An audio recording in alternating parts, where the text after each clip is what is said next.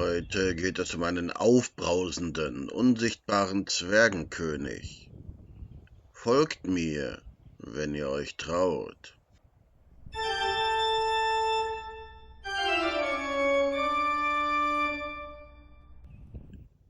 Willkommen, Freunde des Absonderlichen. Euer Totengräber befindet sich hier am Ufer der Ruhr in der Nähe von Witten.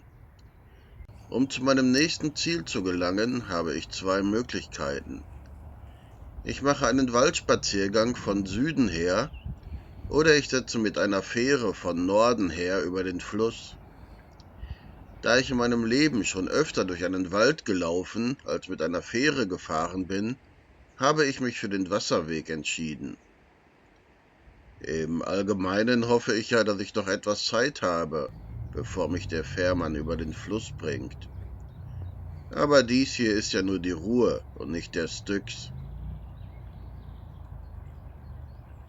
Die Fähre Hardenstein ist eine ehrenamtlich betriebene Fähre, die sich durch Spenden der Passagiere finanziert.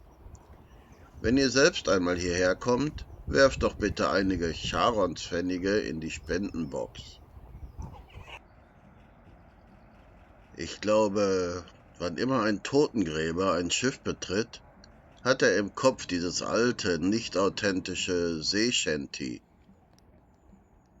15 men on a dead man's chest, yo ho ho and a bottle of rum. Drink and the devil had done for the rest, yo ho ho and a bottle of rum. Wenn ihr jetzt glaubt, mein Gesang war grausam, wartet, bis ihr die heutige Legende hört. Dies ist die Ruine von Burg Hardenstein. Die Legende, um die es hier geht, haben schon die Gebrüder Grimm in ihre Sagensammlung aufgenommen.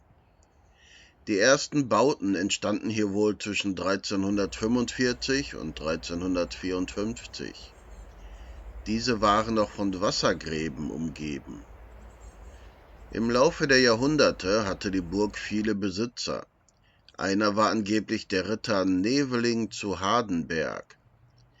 Dieser soll einen ganz besonderen Schwager gehabt haben, den sagenhaften Zwergenkönig Goldemar, in manchen Quellen auch Volmar genannt. Bei Festen und Mahlzeiten saß der Zwergenkönig stets an der rechten Seite des Ritters. Jeder konnte ihn schmatzen und reden hören, jedoch bekam ihn nie jemand zu sehen. Der Zwerg war stets unsichtbar. Genau wie sein Pferd im Stall, man hörte es wiehern, konnte es aber nicht sehen. Viele Leute kamen, um den ungewöhnlichen Bewohner zu treffen und um sich mit ihm zu unterhalten. Lediglich Geistliche soll der Zwergenkönig nicht gemocht haben. Diese blamierte er gerne, indem er ihre heimlichen Sünden und Verfehlungen offenbarte. Solange Goldemar auf der Burg wohnte, ging es allen Bewohnern sehr gut. Essen und Getränke waren stets im Überfluss vorhanden, und wenn sich Feinde der Burg näherten, wusste Goldemar das und konnte den Burgherrn warnen. Dieser konnte darauf stets rechtzeitig für die Verteidigung sorgen. So hätten alle Burgbewohner glücklich bis ans Ende ihrer Tage leben können. Wäre da nicht ein besonders neugieriger Küchenjunge gewesen. Dieser wollte den Zwergenkönig unbedingt einmal sehen. Da er wusste, dass Goldemar des Öfteren noch nachts hierher in die Küche kam, um sich etwas von den Abendmahlresten zu holen, fasste er einen Plan. Eines Abends kippte er Erbsen auf die Treppe, die hinunter zur Küche führte, damit der Zwerg darauf ausglitt. Außerdem verstreute er Mehl oder Asche, je nach Quelle. Manche sagen, er tat dies, um wenigstens die Fußspuren im Mehl zu sehen. Andere sagen, der Junge hoffte, der Abdruck des gefallenen Zwerges würde sich im Mehl abzeichnen. Ich aber glaube, er tat das, damit sich der fallende Goldemar mit dem Mehl oder der Asche einsaute und so zumindest etwas sichtbar wurde. Wie dem auch sei, der Küchenjunge versteckte sich und wartete. Es soll Mitternacht gewesen sein, als er das Quietschen der Türe hörte, dann einen erschreckten Aufschrei und Gepolter. Der Junge sprang aus seinem Versteck und konnte einen Blick auf den, bestimmt ganz weißen, Zwergenkönig erhaschen. Dieser geriet jedoch in flammenden Zorn. Er packte den Küchenjungen und riss ihn in Stücke. Anschließend kochte und briet er das Fleisch des Jungen und ließ es sich in seinem Turmzimmer servieren. Dort verspeiste er den Küchenjungen. Musik und Gesang erklang in seinem Zimmer, sonst war es in der Burg totenstill. Die Bewohner fürchteten sich, und es wagte sich kaum jemand zu rühren. Am nächsten Morgen wagte sich Neveling hinauf in den Turm, um nach dem Zwerg zu sehen. Doch noch bevor er das Zimmer betrat, stockte ihm der Atem. Über der Tür des Zimmers stand ein fürchterlicher Fluch.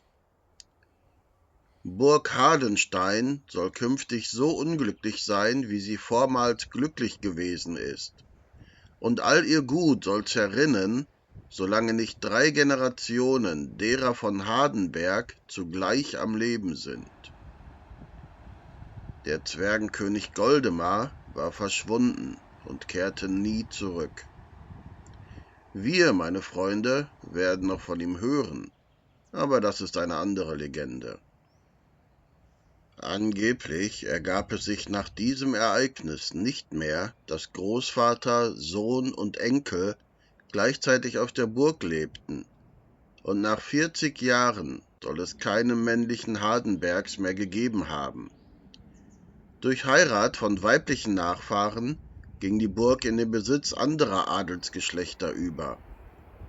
Im 18. Jahrhundert begann der Zerfall. Die Legende mag hier zu Ende sein. Unsere heutige Reise ist es noch nicht. Hier in dem Wittener Ortsteil Herbede, am Eingang der Meßmannstraße, hat die Künstlerin Almut Ribasch-Terry der Legende ein Denkmal gesetzt.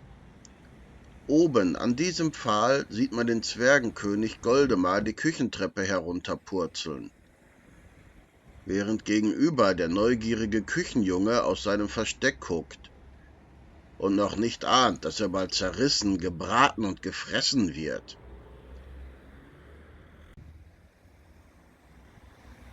Ein drastisches Beispiel für die Redewendung »Neugier ist der Katze tot«.